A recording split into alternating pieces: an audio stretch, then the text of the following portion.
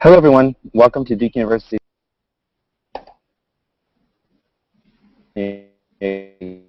acceptance into Duke University, and I hope you'll be joining us here in the fall. This is the first of about 7 chats we'll be having, each with a different theme, focused on academics. So if you have questions, we'll have a couple minutes to introduce ourselves, and then we'll have a question and answer period that you can type in a question in the comment section below the video. So to start off, my name is Denzel. Like I said before, I'm a sophomore from High Point, North Carolina. I'm a history major and a religion minor, a global health certificate. And a global certificate is something we can talk about later if you have questions about those. They're a really cool thing we have at Duke. I'm going on Duke Engage this summer to Kenya. I am also a tour guide, so when you come for Budo Days, hopefully we'll get to see each other. And I'm pre-law as well. All right. Hi, everybody. My name is Christina. I'm a senior from Houston, Texas, and I'm an English major and psychology minor.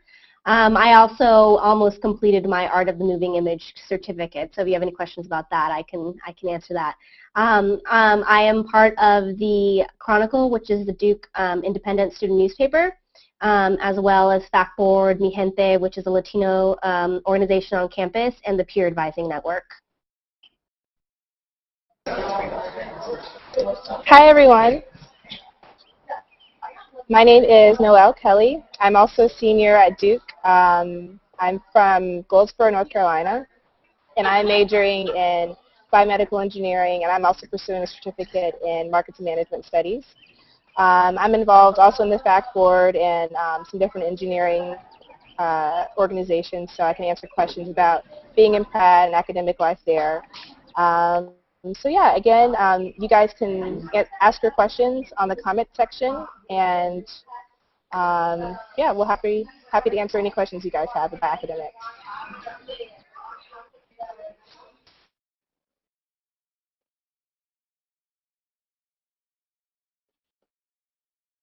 Okay, so we'll go ahead and get started. The first question we're going to talk about is about our favorite professors at Duke.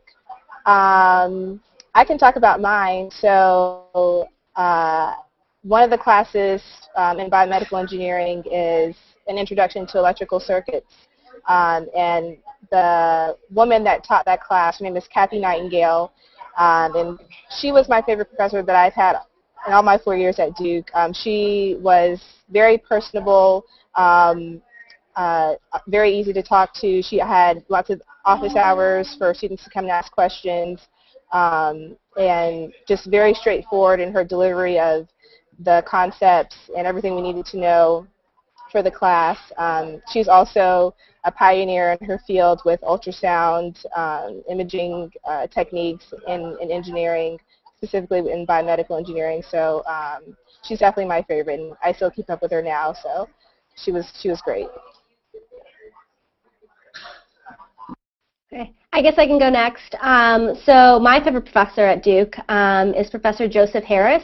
I actually just completed my creative writing thesis, and he was one of my advisors. And he was the professor for the first English class that I took. And I wasn't actually thinking of majoring in English when I first got here, but I loved his class so much. We essentially read a lot of his favorite books and then kind of imitated the style of the writing in our own projects.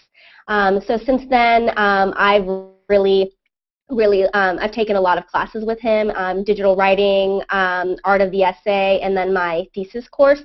And so he's just always been very helpful, had so many one-on-one meetings with him, and I really couldn't have finished my thesis without him. And so it's just been great getting to know someone. He's invited me over for dinners with his family along with other students, and it's just always been very, very caring and patient about my work and my interests.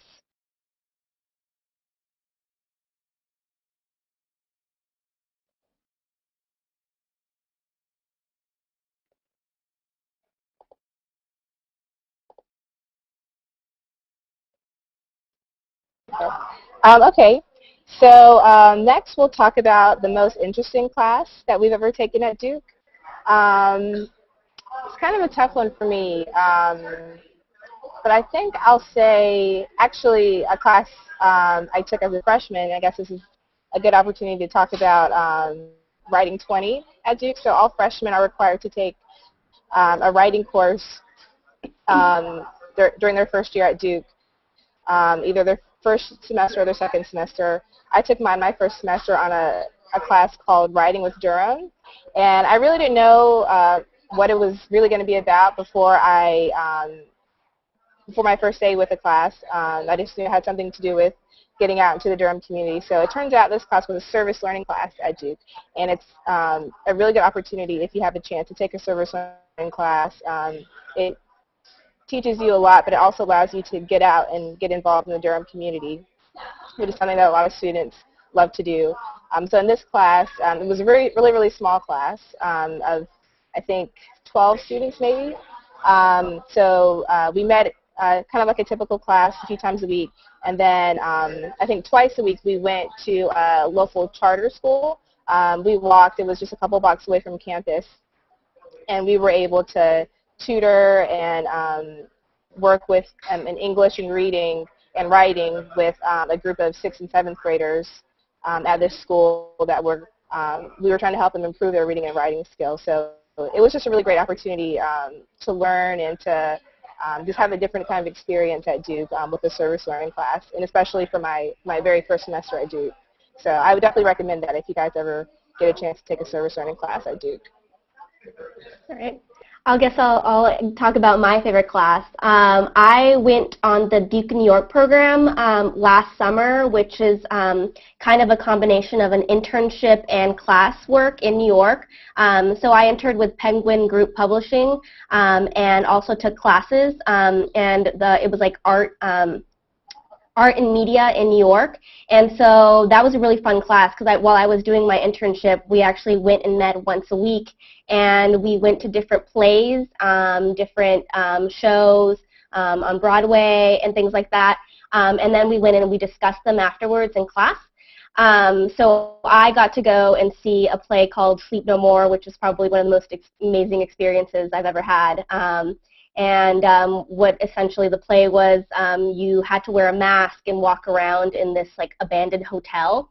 And the play was based off of Macbeth, and so you actually had actors walking around and interacting with you and whispering certain things into your ear according to their script, and just like the action happening right in front of you, and then just like discussing that in class and connecting it to like internship. My internship was really, really cool.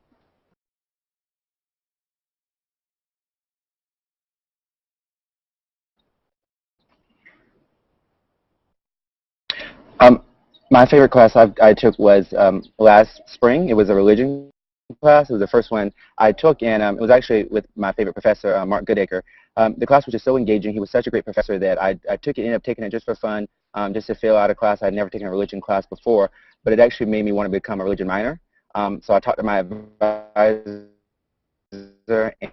and I figured out what I needed to do to become a minor in religion. It was very easy, and he made the lecture so interesting. He made me want to come to class every day. He made me eager to learn the material and to engage the text, which is something he always talked about. So it was definitely a memorable experience, and I'm definitely going to take another class or two with him before I graduate. Okay, so next we have a question from Jules about coming to Duke and being a biomedical engineering major, she thinks, but also being pre-med. So I'm not pre-med, so I guess I don't have personal experience with that aspect, but I am a BME student, and I know tons of people who are BME and pre-med or just pre-med. So, oh, sorry, Jules is a guy, sorry. Sorry. But yes, I can speak to that. BME and pre-med, it's very, very common for students to combine both of those. I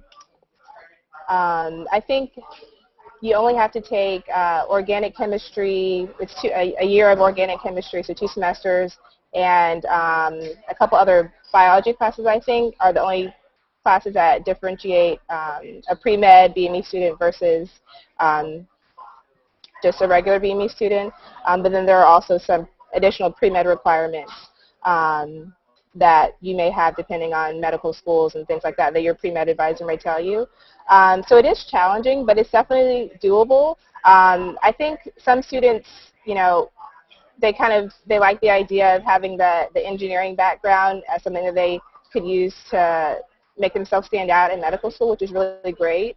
But there are a lot of students who are English majors and psychology majors, and they're also pre-med, so you don't think that you have to be an engineering major or a science major in order to be a pre-med student. So it is a heavy course load, and it's a lot to kind of handle, but you'll be working really hard, but it's definitely doable. And there's tons of students here who are doing it, and there's lots of support for you here. So there you go. Great. So our next question is from Andrew. He asked whether or not double majoring at Duke is common and whether or not it's stressful. So I personally chose not to double major. It would have been actually very easy for me to double major, though. I took a lot of classes that cross-listed with the theater studies classes. And so as a peer advisor, so I work with the Academic Advising Center, and you wouldn't believe how common double majoring is here at Duke. You do kind of have to start planning ahead a little early in order to do that, but you can, I mean, it really depends on what you're choosing to double major in. Most majors require you to have 10 classes in order for you to get a major. But a lot of classes cross-list. So if you want to be a biology and a chemistry major, that'd probably be a little easier than you want to be a history major and a chemistry major. But it is definitely possible. You just have to sit down with your academic advisor early on and start mapping out the plan for your 4 years here at Duke. You also have summer sessions, your study abroad sessions as well that can usually cross-list or get you credit for these classes. So you definitely have plenty of time. A lot of people come into Duke feeling like they want to do so much and they don't have enough time. But really, when you think about it, you have 4 classes each semester. You can overload after your first year. You can be taking 5 classes. I know a lot of people actually do take 5 classes every semester. So it really just depends on what you want to do, how much work you're willing to put in, and whether or not you're sure about your majors early on. If you're going to start your second major, your junior year, second semester, it's going to be a lot more difficult for you to actually finish it. So it's definitely doable. I would say a lot of people do it, and it's not that stressful. It's very common for people to have a lot of minors and a lot of certificates as well. So if you don't want a double major, you can do a minor or a certificate.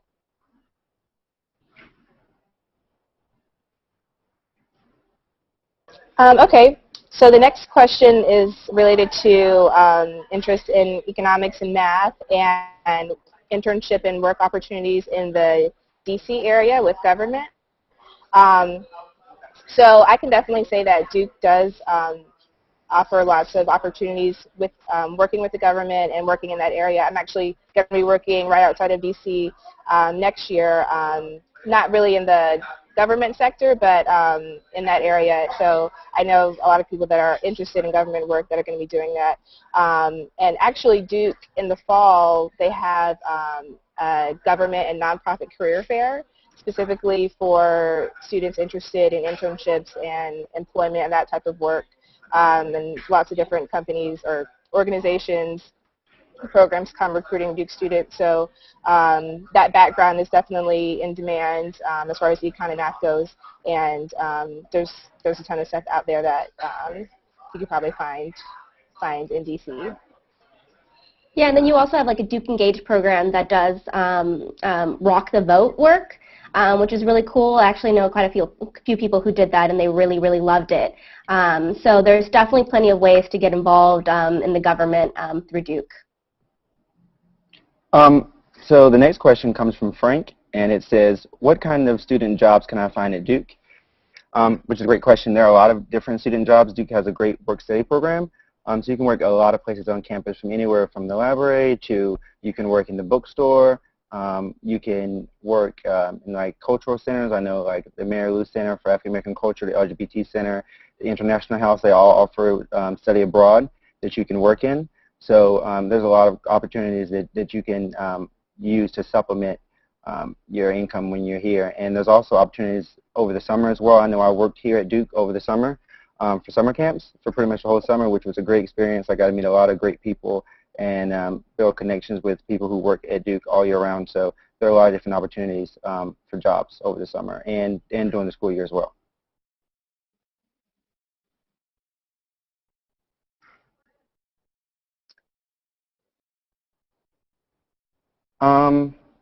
And then there's a follow-up on that question from Lee. It says, I'm an international student, which means I can't really work in the U.S. Is there any on-campus job I can get without being hunted down by the immigration department? So I'm not, I mean, I'm not an international student, so I'm not completely sure exactly how that works, but I would say there probably is definitely a way that you could figure out a way to work here over the summer. And they're really, I mean, over the summer, like during the school year, they're really flexible with allowing students to work. And I know just being here, I've been here 2 years, and I've got a lot of offers of people wanting me to come do work study with them from all over the place, so all over the university. So I would suggest that you definitely ask around, and I think you'll be pleasantly surprised about what you can find. Yeah, and I mean, there are plenty of international students here at Duke, so that's sure a common concern. I would just contact someone at the administration. You can we can probably provide something later on if you really need it. But contact Duke admissions, and I'm sure they'd be happy to answer those questions for you.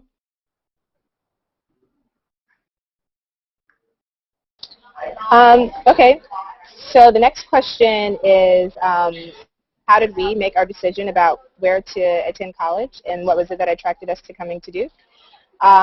So for me, I did something that I think was kind of abnormal in that I only applied to 2 schools when I was applying to college, which I would not recommend to anybody. But anyway, that's kind of what happened to me. But I, like I said, I'm from North Carolina, so I knew that I kind of wanted to stay close to home.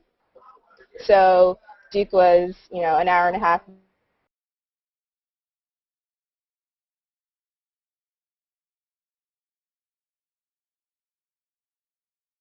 at School of Engineering, and how, top of the line, and how prestigious of a school it was. It was really kind of a no-brainer for me. I've always been interested in health and healthcare and the math and sciences and engineering. So that's really what kind of initially attracted Duke to me. And then just coming, visiting, I'm a huge advocate for visiting college campuses once you get accepted, or even before. If you guys can come to Duke and just come walk around, meet people, talk to people. Everyone that I talked to loved being at Duke. They were doing really amazing things, both at Duke and internationally. They had great summer experiences, working experience. So just talking to different people, and it's just a great atmosphere. So it was a pretty easy choice for me. Yeah. And for me, I actually didn't get to visit Duke before I came here. I kind of just it took a risk.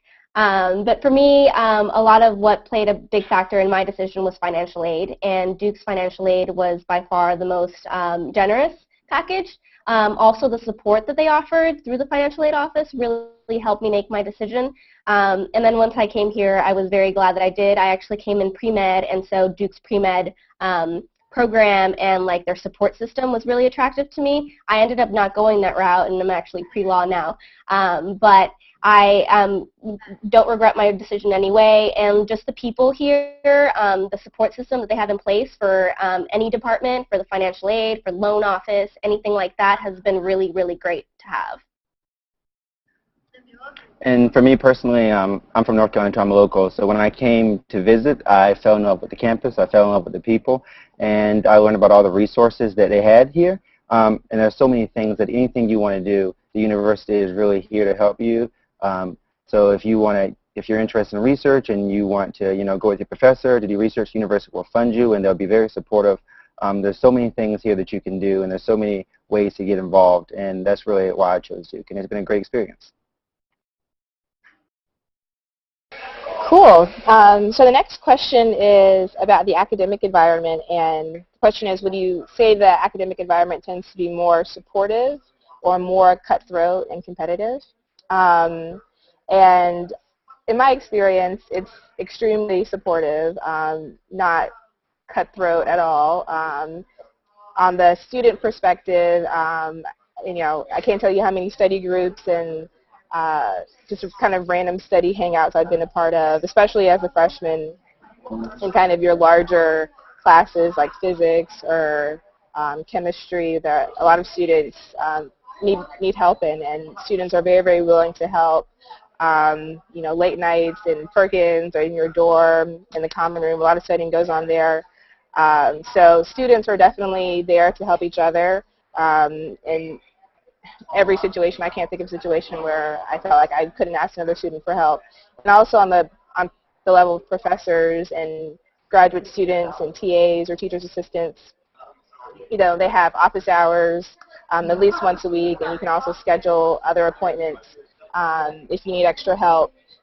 Very, very willing to help you in even in the larger classes where you think maybe the professor maybe doesn't have as much time to get to know you or spend as much time with you. They have teachers assistants that are very well versed on the content of the course and are very, very willing to help you. So not, in my opinion at least, not cutthroat at all. So I'm going to share like a quick anecdote. The other day I was flyering on East Campus, and I actually walked by a bulletin board, and an RA had posted something on there asking everybody to write down what classes they were in, so like the large classes like Econ 51, Chem 21, or whatever it's numbered now. And asking who in the dorm was in those classes, just because they had actually set up a system so people could go back to this bulletin board and see who was in their class in their dorm so that they could contact them so that they could build a study group, or if they had a last-minute question, they knew who to go to. So I think that's just like a small thing that's really representative of how supportive everyone is here at Duke. I wouldn't say it's cutthroat at all. I don't think I've ever met someone who wouldn't want to help you. It really, really is. There's a huge support system, and I think it's just because people are really happy to be here at Duke, and they want to help each other out. We're all Dukies at heart, so we want to make sure that we all excel. And I would definitely agree with what they've already said. Study groups are going to be your best friend when you come. You'll meet people in your classes or in your dorms, and you'll want to definitely join up with them and be in study groups.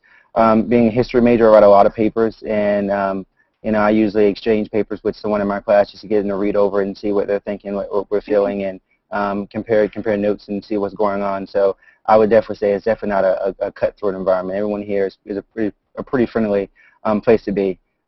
This is a Southern university.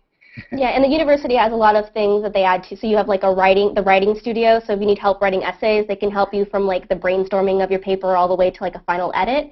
And then you have like actual office hours or study groups within the big large groups. So like if you're struggling with math, they actually have established times where they have certain TAs or certain professors that hold those hours for everybody in those large classes to come and ask for help. And professors love for you to come to their office hours. They have to be there anyway, so they definitely love for you to stop by and ask some questions. So it's definitely a plus. And just one more academic resource I think is just really awesome, especially for your larger classes like econ or physics or the math courses. You can get a free tutor from the Academic Resource Center, and you can have at least one free tutor a semester, and you can have an additional one if you're taking a foreign language. And that's just, a lot of students get tutors. It's an awesome resource, and you can also get additional tutors. They do charge a fee, but having that free tutor for one of your classes is just awesome. Another great resource that we have. Okay, so I guess we can go to the next question about student interested in biochemistry. So how intense are the courses, and what kind of work in classes should a first-year student expect in their first 2 years? I haven't taken biochemistry or that specific area of study, but I will say, depending on, I guess, like what kind of academic standing you're in when you come in. So I guess I'm talking about like AP credits. I know in if you're enrolled in the engineering school, all of your AP credits count towards your academic requirements, which is really nice. But in Trinity, only 2 of your AP credits count towards your academic requirements, and I'm pretty sure that's still correct. So having AP credit can help you. You know, allows you not to kind of skip out on some courses, but you can still be placed, even though the AP credit may not actually give you credit for the course. You can use that to your score to place you in the correct course. Most students usually take 4 classes, especially their first semester, just to kind of get going. Maybe you can ramp it up to 5 or maybe 5.5 your second year. And if you're a science major, I think advisors typically like you to have at least 1 non-science class a semester, just kind of as a gauge, at least 1, maybe 2, just to kind of balance it out. And you kind of have to anyway, just to fulfill your requirements. I mean, it can be intense, but it's definitely doable, and spreading it out over the 4 years is not hard. Doing summer classes, study abroad to get some of those requirements in is also a kind of a way to spread things out and make it a little bit more fun and interesting. Sure. So our next question is from Rochelle. She asked, would choosing to do a certificate program extend graduation to beyond 4 years? Absolutely not. Like I said, I almost completed my certificate, my minor in addition to my major, and I actually took, I think, 15 classes, maybe more for my major, so I actually tacked on a lot. So I think it really depends. The certificate that I was going to complete only required 5 classes, but some do require more, like the marketing management class certificate. But I wouldn't, I mean, it would just be like adding a minor in that case if it requires that many courses. And it really just, I would say absolutely not. Again, you also have summer classes that you can, if you're a little behind, and you can also overload at other points. So definitely ways to do all of that. Yeah, that's really true. And something that Noelle touched on too is when you go abroad, you can actually use that to fulfill a lot of your requirements. So next year I'm going abroad, and it's a global health abroad, so it helped me fulfill my certificate requirements. So that's definitely a plus that they have. And a lot of people get certificates here. They're a pretty great thing to supplement your major. So you can get them in anything, even if it's not compared, even if it's not similar to your major. Because I'm a history major, but I'm getting a global health certificate. So I would definitely say that's something to research and look at when you come. And the next question is from Ingrid. It says, are most classes at Duke taught by professors? And the answer to that is yes. Every class I've had so far, definitely, and everyone I've ever spoken to, all their classes have been taught by a professor, not by a TA. I know a lot of people always ask that question. When you have bigger classes, a lot of times the TAs will break it down in recitation like on a Friday and just recover the material you've covered in class. And unlike a lot of other schools, professors at Duke, every professor, no matter if they're tenured or whatnot, they also have to teach undergraduate introductory level courses. So that's definitely a great thing. So you'll be having classes led by, world-renowned great professors, even coming in your first semester here. And I only had 1 class that was not taught by a Duke professor, and that was a graduate student. So graduate students do sometimes teach courses, but again, I mean, if you see that you want to if a graduate student is teaching a class, you can always switch out of it. You choose the courses and what professors you take. So really, you have a choice in that as well. But yeah, some grad students do teach courses. And then our next question is from Tina. About research, what percentage of students do research with professors?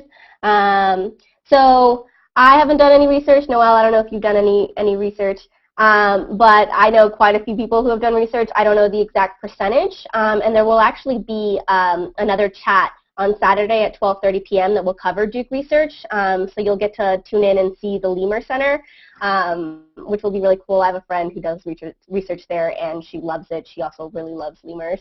But a lot of people do research at Duke. It's not something that's difficult to do, and actually the professors and all the labs here are very accommodating to have undergraduate people helping out with the research, and I think that's not something that's offered at every school, something that's definitely very, very strong here at Duke. I don't know if you want to chime in, Noelle. I don't know if you've done research. Yeah, I haven't done research with a professor, but yeah, like you said, there's just ample opportunities to do research if you're interested. Even as a freshman, if you're interested in something and you know a professor who's interested in that too and doing work in that in a lab, then sending them an email or going by trying to meet them if you have a class with them. It's not unusual at all for freshmen to get involved in research early. Yeah, and I've gotten plenty of emails asking for undergraduates to help with research. So, like, even when you don't email people, they will email you asking for undergraduates. Yeah.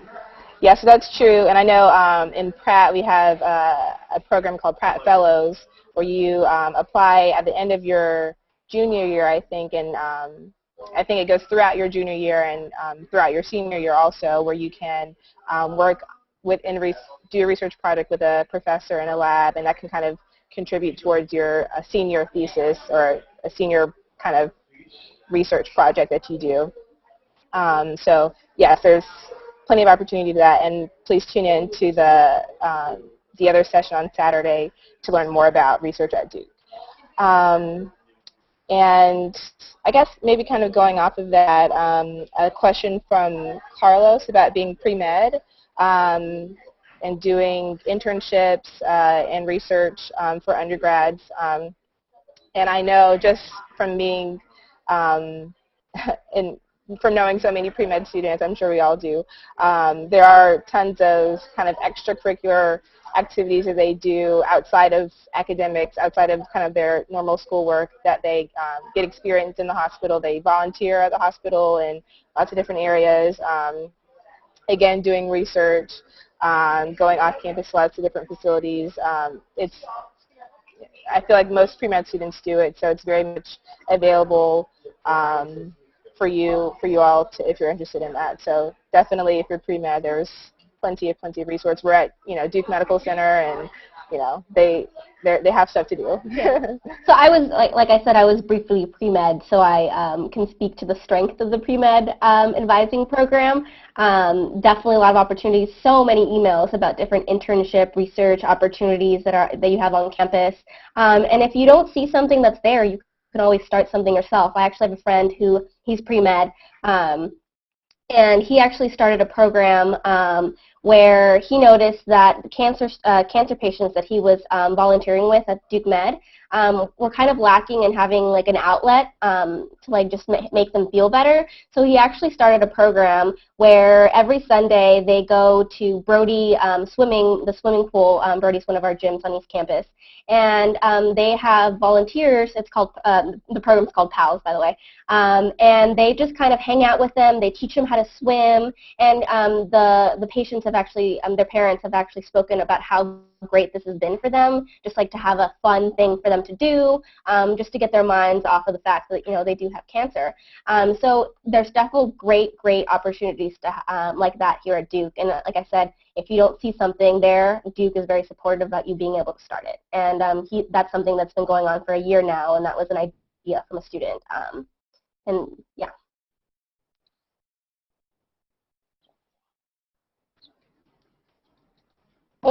I guess I can take the next question from Raul. His question is about the average work week for an engineering student. How many hours? How collaborative is the learning environment? So I'll be honest. I guess for a first-year student, you're taking 4, maybe 4.5 classes your freshman year for both semesters, and it can be, pretty work intensive. It's not anything that you can't handle, especially with a lot of good planning and time management. So it's definitely not something that is, you're not gonna get any sleep, and you're gonna have to stay up 24 hours for 3 days in a row. Like I've never pulled an all-nighter. I know plenty of people who have, but I'm very proud to say that I have not. You can graduate without having to deal with that. So yeah, it's definitely doable, and you can also have a life outside of your academics. So I was involved, different clubs, religious life, having just hang out time with your friends. You don't have to constantly be doing work, and you have space. Again, if you manage your time well, space during the day between classes. If you can maximize your time well, it's definitely doable. And Duke encourages you to have activities outside of class that you do. So going to the student activities fair in the fall and signing up for different clubs and organizations that you may be interested in.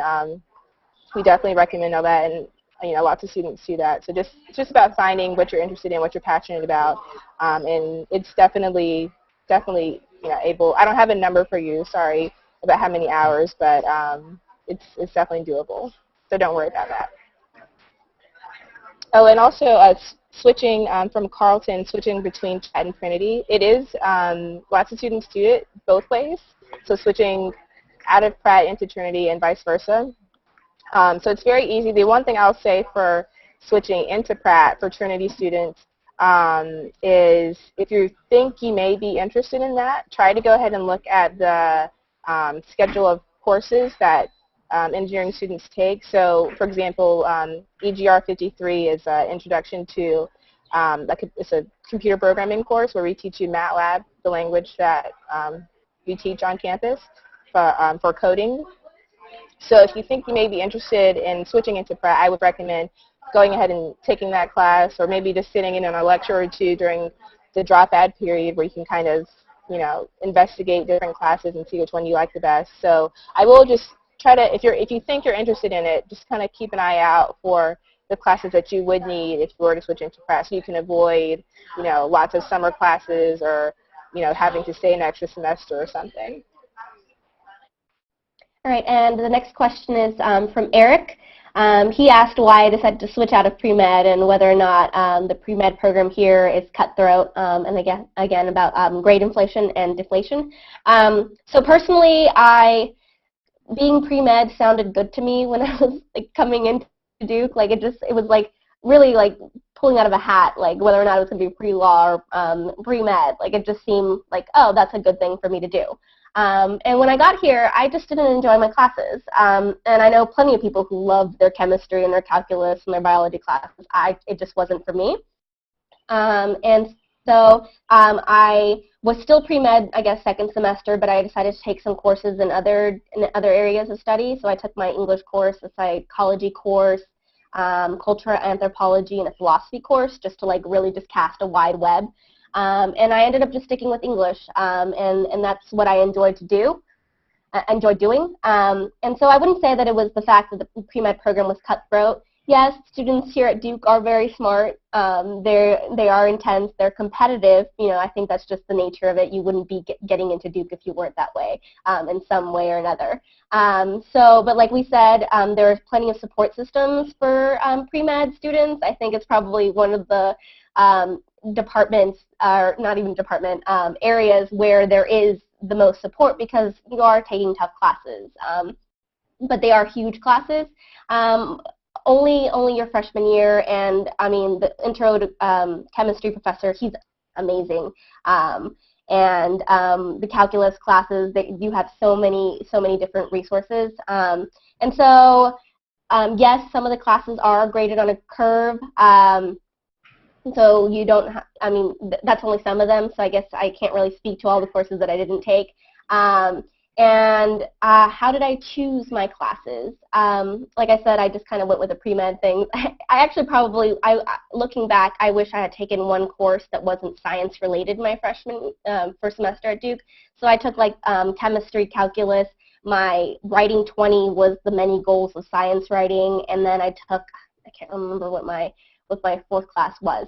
But so I would definitely add one other class in there that you're interested about, just in case pre-med isn't for you. And that was just the case with me, and I wouldn't say that it was anything to do with the fact that Duke's pre-med is super cutthroat in any way. So I hope that answered your question. And I would also add in there that one great thing is that you don't have to declare your major until Yes. second semester or sophomore year. So that gives you plenty of time to be able to explore, take different type of classes, especially if you're in Trinity. There's so many different things that you can take and just fill out. And especially your first year, pretty much any class you take is going to meet some sort of requirement. Mm-hmm. So just take a big range of classes and see what you like, what you don't like, and you might be pleasantly surprised. I know last year when I took my religion class, it surprised me, and that's why I decided to minor in religion. So.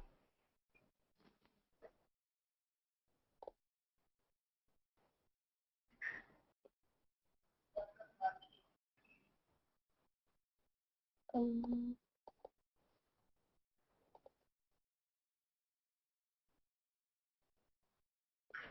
Right. All right. Well, thank you for tuning in today. Again, this is the first of 7 other video chats. So please come and listen in to what Duke students have to say. We really do want to answer all of your questions. Again, I think that's one of the strongest parts about Duke. Every single Duke student wants to help out future Dukies, and like we really do want you to come here. I've had the most amazing 4 years of my entire life, and I'm really sad to be leaving. So yeah, please tune in. Next Tuesday is the next video chat, and it starts at 7:30, and it's going to be on Spirit.